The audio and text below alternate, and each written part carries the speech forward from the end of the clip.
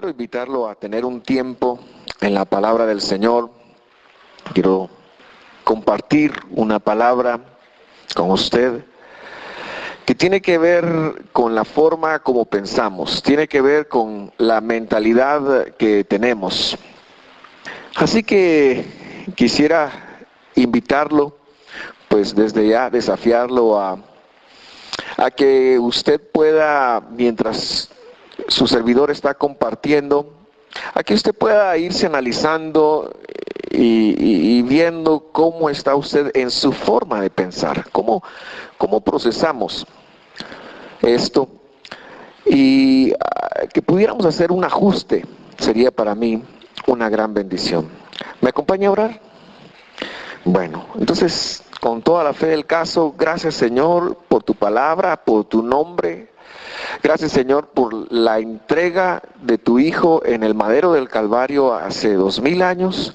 Hoy le exaltamos, hoy le magnificamos, hoy declaramos que este es un lugar de predicación de Él. Y pedimos Señor, en el nombre de Jesús, que nuestra mente sea abierta para poder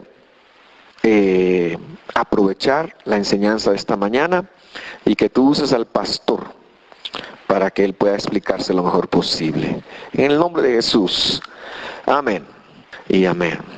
Quiero invitarle a abrir su Biblia en el libro o en el Evangelio según Marcos, pero no Fausto, sino Marcos. Bueno, no, Juan Marcos.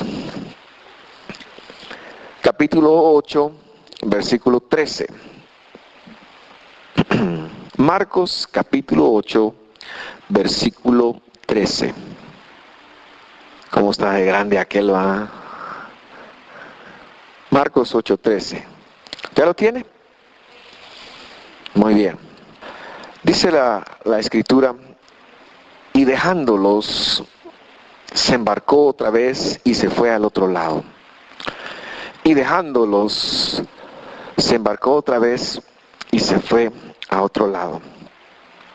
El texto empieza diciéndonos que Jesús se está alejando de alguien. No es muy común que nosotros pensemos que Jesús puede alejarse de alguien. Es más, cuando Mónica hablaba de el amor de Dios en la palabra que Dios le dio a ella, Mónica decía que Dios es incondicional, te ama incondicionalmente. Sin embargo, si tú lees el contexto, te vas a dar cuenta que Jesús tiene, la Biblia no dice que se fue, la Biblia dice que los dejó, dice que se apartó de alguien. Jesús es amor, entonces esto es inconcebible. Cuando ves el contexto te das cuenta que él estaba hablando con los fariseos, pero ni aun ellos, nosotros pudiéramos permitir que el pensamiento quepa en nuestra cabeza de que Jesús ni siquiera a ellos les amaba. Jesús amaba a todos. Imagínense, me pudo amar a mí, tiene que amar a todos.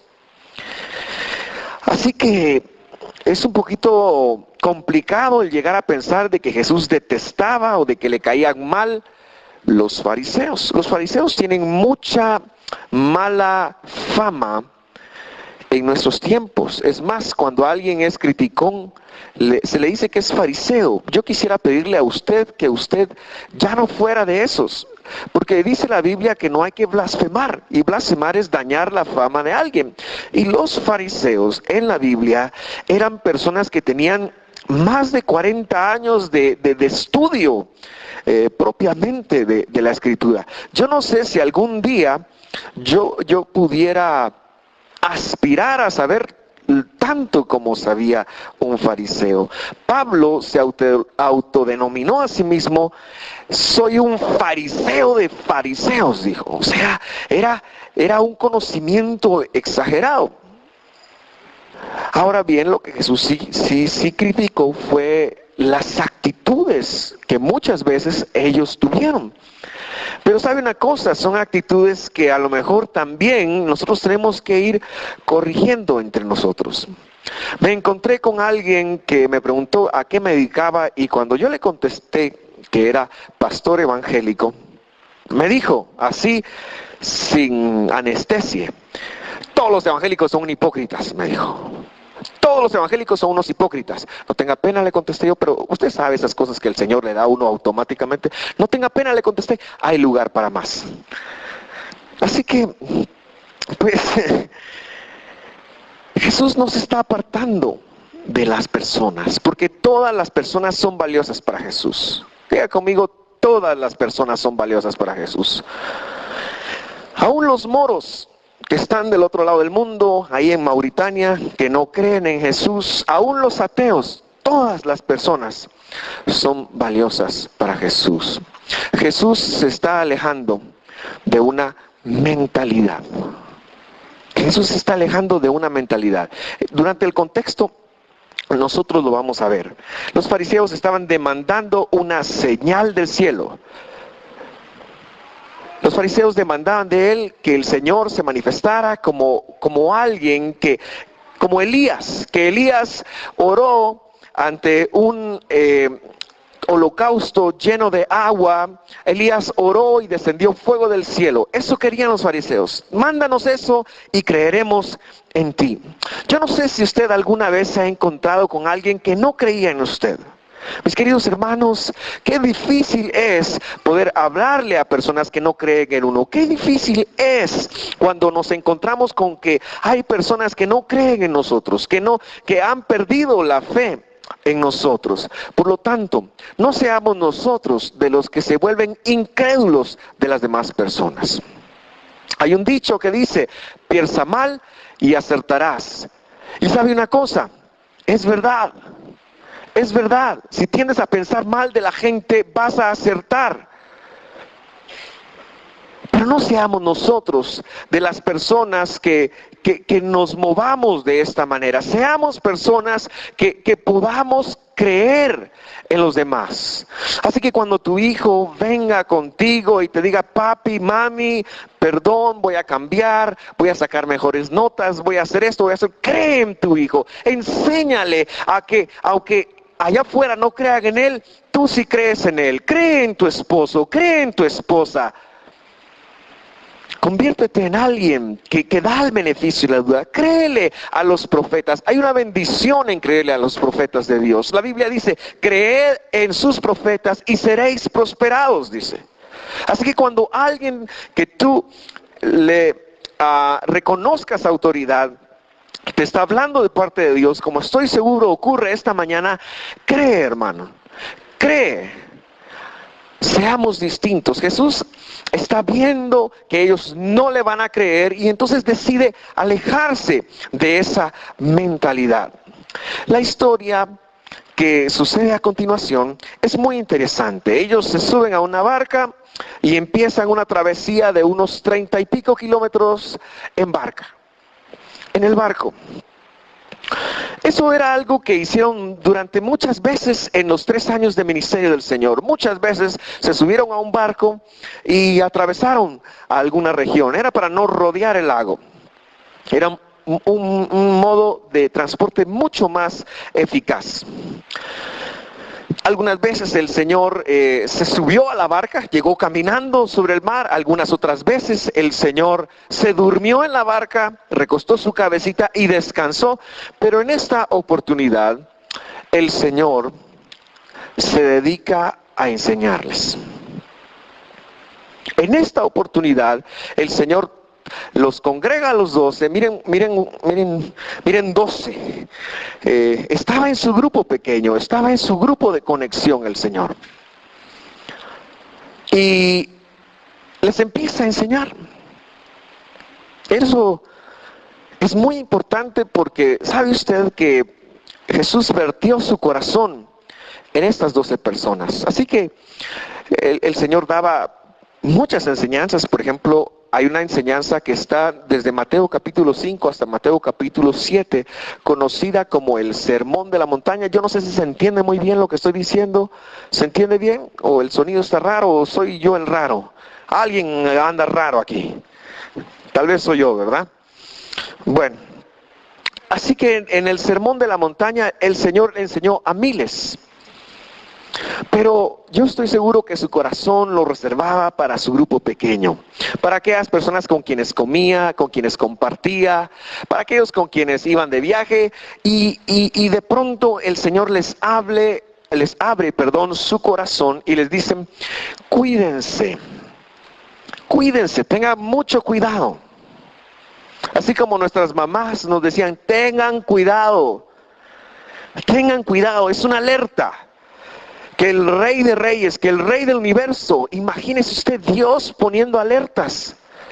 Les dice: cuídense, pero a diferencia de mi mamá que me decía cuidado con las patojas cuando era muy chiquito, o a diferencia de mi papá que me decía cuidado con tales o cuales, o a diferencia de algún temor que pudiera estarse expresando, el Señor le dice: cuídense de la levadura de los fariseos y de la levadura de Herodes. Cuídense de la levadura de Herodes y de la levadura de los fariseos. Y Herodes, pues ahí no tocaba pita, usted no lo va a encontrar en el contexto, pero el Señor está lanzando una lección tan importante que Él quiere que se impregne en el corazón de los discípulos, porque ellos algún otro día van a estarlo enseñando a alguien más. Así, queridos hermanos, que es imprescindible que nosotros tengamos cuidado con la levadura de los fariseos y con la levadura de Herodes. Si por Dios fuera que no tuviéramos absolutamente nada que ver con la levadura de los fariseos y con la levadura de Herodes. Es una señal de alerta, hay una señal de alerta tan grande detrás de ello. El Señor no le dice cuídense de Herodes, ni le dice cuídense de los fariseos, sino cuídense de su levadura. Los discípulos, para variar, no entendieron.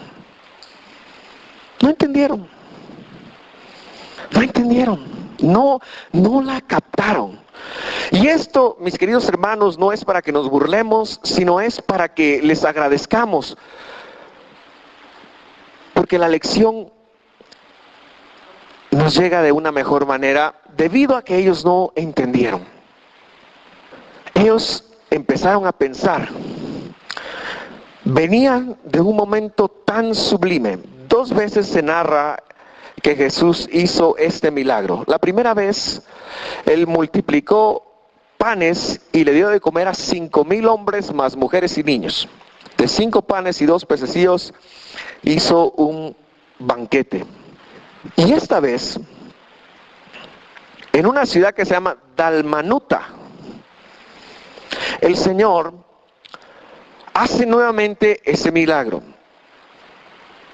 La vez pasada, esos panes y esos peces que ellos habían recogido, que recogieron 12 cestas, la primera vez, les había servido para comer. Pero esta vez había pasado algo. Pedro asumió que Juan, Andrés, Bartolomeo habían agarrado los peces y los habían metido a la barca. Juan asumió lo mismo. Todo el mundo empezó a decirse hijuelas. Si fueran chapines hubieran dicho hijuelas. Nos está diciendo esto porque se nos olvidó traer el pan. Nos está regañando porque vos, ¿dónde están las 7 cestas que sobraron de pan? ¿Por qué no las trajiste? Es que era tu responsabilidad. Acordate que yo estaba orando, yo estaba ministrando, ¿verdad? Y dejan de funcionar como un equipo y se ponen a funcionar como acusadores. Y el Señor intenta hablarles de otra cosa, Pero ellos no le captan. Habían cometido un error. Se les habían olvidado lo que habían recogido. ¿Sabe? Es curioso que cuando yo asumo que alguien tiene que hacer algo y yo no lo hago por ello, lo veo como un error de ellos. Fíjese lo que estoy diciendo. A veces asumimos que no es nuestra responsabilidad hacer algo y cuando alguien no lo hace decimos, ellos tienen la culpa. Por ejemplo, es mi responsabilidad ser feliz. No es la responsabilidad de nada, ningún otro ser caminando sobre la faz de la tierra hacerme feliz. Es tu responsabilidad creerle a Dios. No es la responsabilidad de ningún otro ser caminando sobre la faz de la tierra creerle a Dios. Pero cuando las cosas no salen bien, cuando esa responsabilidad yo la dejo al aire y alguien me daña, estoy diciendo, me hace infeliz porque mire las cosas que me hace, cómo me trata, no me trata bien, me trata mal, todo el tiempo me está diciendo que yo no sirvo, todo el tiempo esto y esto, y pues ahí es donde tienen el dinero los psicólogos. ¿Verdad? Que nosotros vamos con los psicólogos a contarle lo que nuestros padres nos hicieron o nos dejaron de hacer. Y no asumimos nuestra responsabilidad de ser felices. O no asumimos otras tantas responsabilidades que tienen que ver con mi vida. No sé por qué no va a la iglesia, porque ya hacen caras. ¿Por qué no hay mucho calor? El pastor no ha comprado aire acondicionado. Bien, hermano, ya tengo aire acondicionado en el carro, por lo menos. O lo que es peor, tenemos culpa por algo que hicimos en el pasado, porque ellos no habían llevado los panes. Tenemos culpa. No lo llevé, híjole, así de plano, ¿verdad?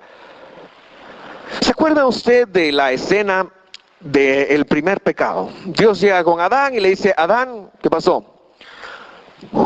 La mujer que me diste. Qué fácil se la quitó, ¿verdad?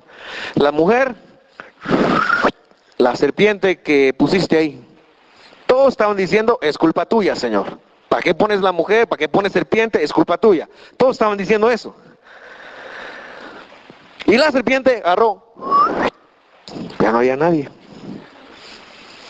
Por eso la serpiente es una arrastrada hasta el día de hoy. Como resultado de esto. No sé por qué veo risas, pero si el Señor le está hablando de otras cosas, gloria sea su nombre. El punto es que la serpiente sí se sintió culpable. A veces nos sentimos culpables, sí fue mi error.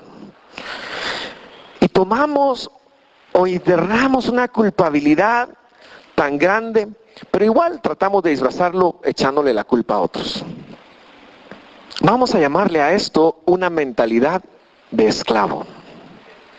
Es muy similar a la mentalidad con la que el pueblo de Israel salió de Egipto. Cuando usted lee el libro de Éxodo y las historias de Números y de Deuteronomio, se va a dar cuenta que existía un patrón. Los israelitas, Dios los mandaba a hacer algo, venía la falta de agua, la falta de carne, y ellos renegaban de Dios. Habían estado cientos de años esclavos en el desierto, ahora eran libres, en Egipto, ahora eran libres, estaban en una travesía, pero cada vez que hacía falta agua, no confiaban en Dios, alegaban. Esto es una mentalidad de esclavos. Y eso es lo que el Señor está combatiendo en los discípulos. Ahora, volviendo a nuestra historia, ellos empiezan a repartir culpas porque llegan a una conclusión.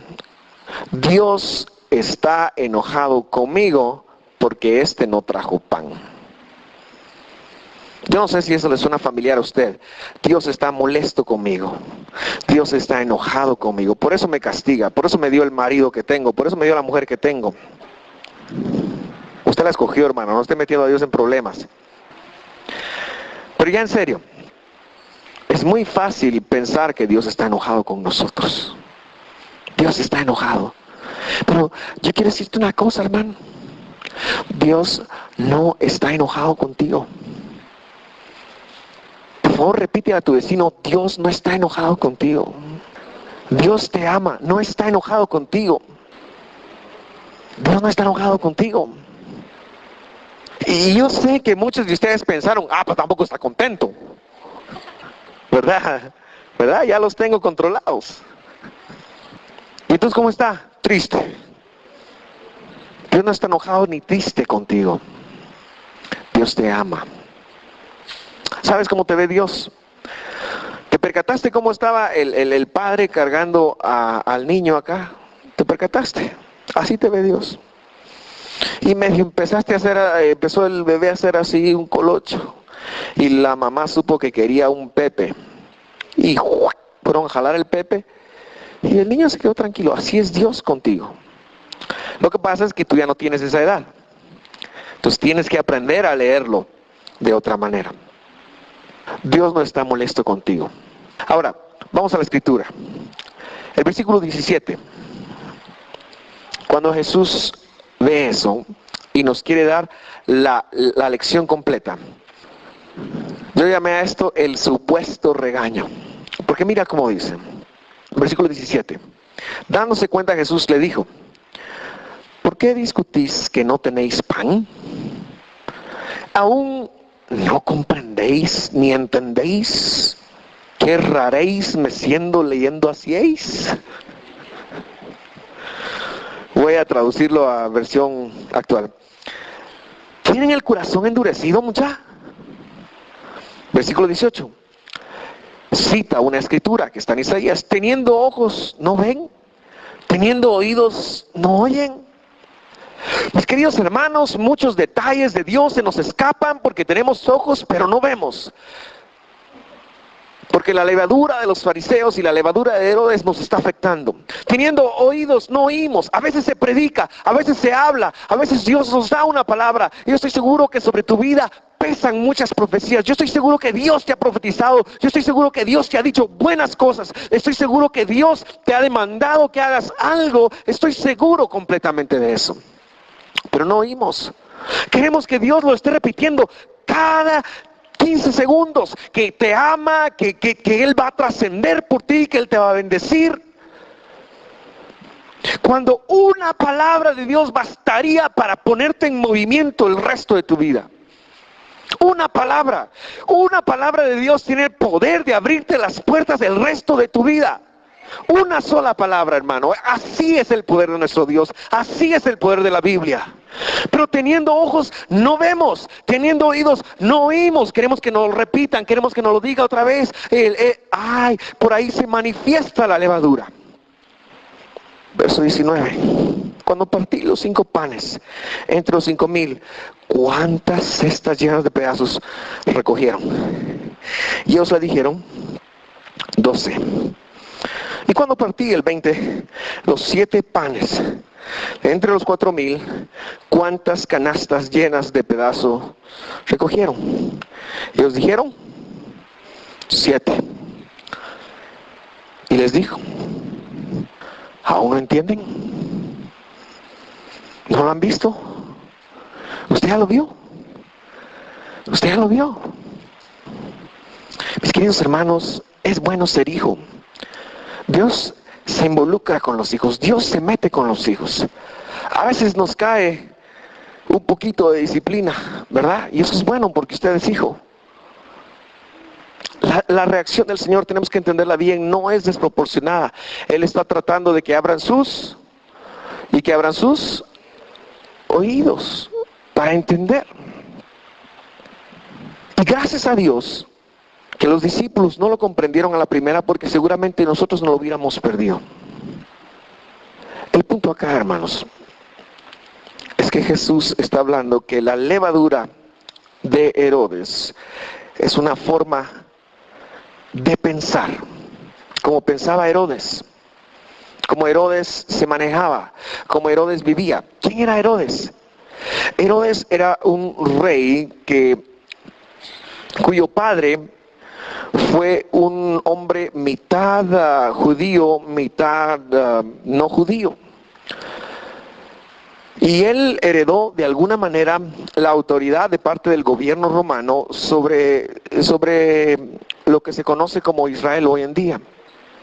Se le conoce como Herodes el Grande, mandó edificar el templo, hizo muchas cosas, le gustaba mucho la construcción. Y él, este Herodes, fue el que mandó a matar a los niños cuando Jesús nació. Pero Herodes muere y deja a su hijo en el trono, y este se convierte en un cafre. De hecho, un día, y usted lo puede leer en la narración de la pasión de Cristo, usted puede encontrar a Herodes que quería verlo porque quería que le hiciera algo de magia al Señor. Y Herodes lo ve, pero el Señor se queda callado. Ahora, este Herodes fue muy conocido por una cosa. Si su papá fue un matón, este fue un matasazo. Este hombre mandó a matar a cualquiera. Y es muy conocido, y aquí ya no estoy hablando de Biblia, sino de historia, es muy conocido él porque fue un hombre que privó a muchos del derecho romano. Usted sabe, el derecho romano fue algo que imperó en el Imperio Romano. Todo el mundo tenía derecho a ser enjuiciado, pero este Herodes fue alguien que privó a muchas personas de ser juzgados. Esto es importante, porque era lo que Jesús estaba viviendo, era lo que se conocía.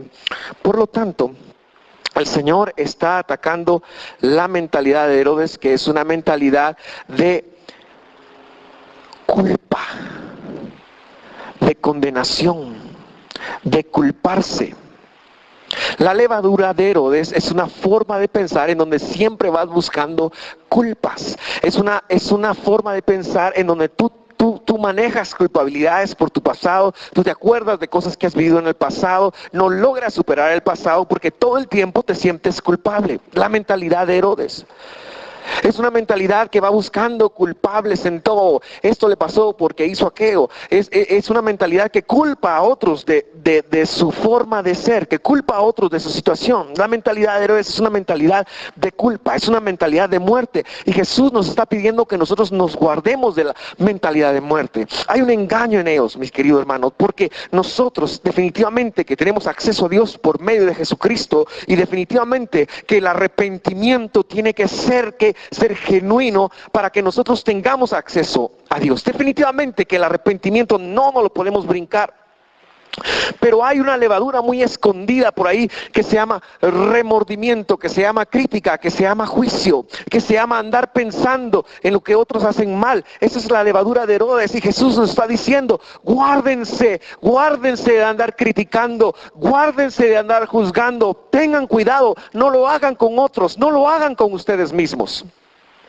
Muchos de nosotros hoy tenemos culpas por pecados que hicimos en el pasado, por errores que cometimos en el pasado. Nos ha costado perdonarnos. Qué fácil, a veces es más fácil perdonar al individuo o individua que hizo algo en contra de mí, pero me es tan difícil perdonarme a mí mismo. Y Jesús está diciendo que debemos de guardarnos de esto. Mi querido hermano, debes de guardar tu vida, debes de guardar tu alma de que cualquier culpa entre a ella. Por supuesto que el camino para ello es tener un corazón, tener arrepentimiento en el corazón. Y usted sabe que ese arrepentimiento, y ese no es el tema ahora, pero usted sabe que arrepentimiento es volverse a Dios para vivir como Dios nos ha pedido que vivamos. Es volverse a Él en oración, es volverse a Él con nuestras dádivas también.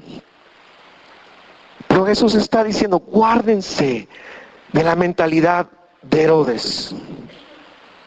Guárdense de andar culpando a otros. Guárdense de andar buscando culpables para todo.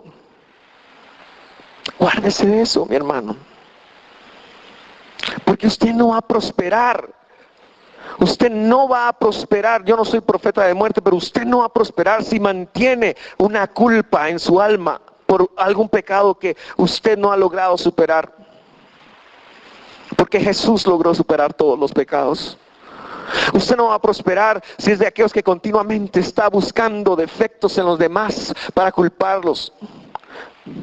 Usted no va a prosperar si continuamente está buscando errores en los demás.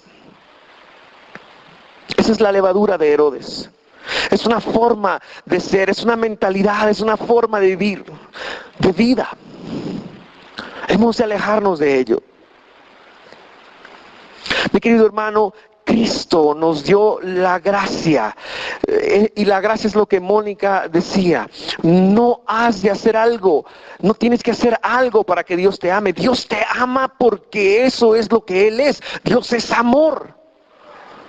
Y no hemos de esforzarnos para que nos ame. Eso tienes que recibirlo. Nada más. Lo que nos lleva a la segunda mentalidad, que era la levadura de los fariseos. Y la mentalidad de los fariseos fue: danos una señal y te creemos. A lo mejor usted ha escuchado. Llega el esposo con la esposa y le dice: mi hija. Hay esposos que tratan de mi hija a sus esposas, ¿verdad? Como que fuera su hija. Pero bueno, ahí Dios sabrá. Mejor vamos a cambiar el mija. Mamita. Hermana, no, tampoco. Mi amor, le prometo que a partir de ahora ya no voy a tomar. Estoy hablando de ejemplos de afuera, no de acá, ¿verdad? Para que nadie se sienta aludido. Ya no voy a tomar alcohol. La hermana que acaba de regresar de la iglesia, que tuvo una gran bendición, Dios le habló, pasó al altar, recibió una palabra de parte del Señor, le dice: así ya no va a tomar, ¿no? Mire, hasta no ver, no creer. Es más fácil ser así. Es más fácil ser: no miro, no creo. Porque usted me ha engañado muchas veces. Y el engaño duele. Y marca.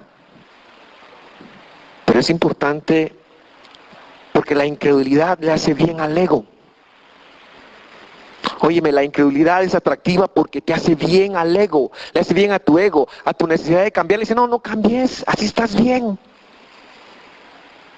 La mentalidad de los fariseos es una mentalidad de incredulidad.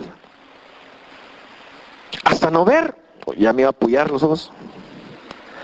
No creer, no dar beneficio a la duda, no pensar bien de las personas.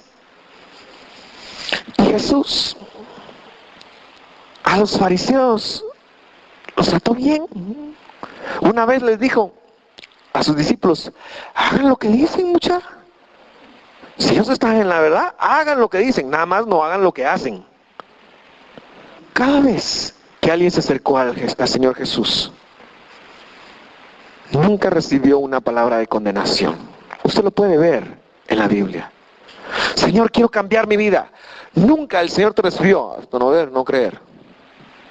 Señor, ahora sí voy a ser más fiel con esto, con mis oraciones o en mis finanzas, o de alguna manera voy a ser más fiel con esto. Nunca el Señor te recibió hasta no ver, no creer. Nunca.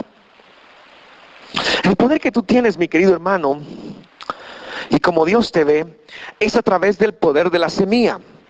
En ti puso divinidad, una semilla divina, una semilla de Él, porque sopló vida en nosotros.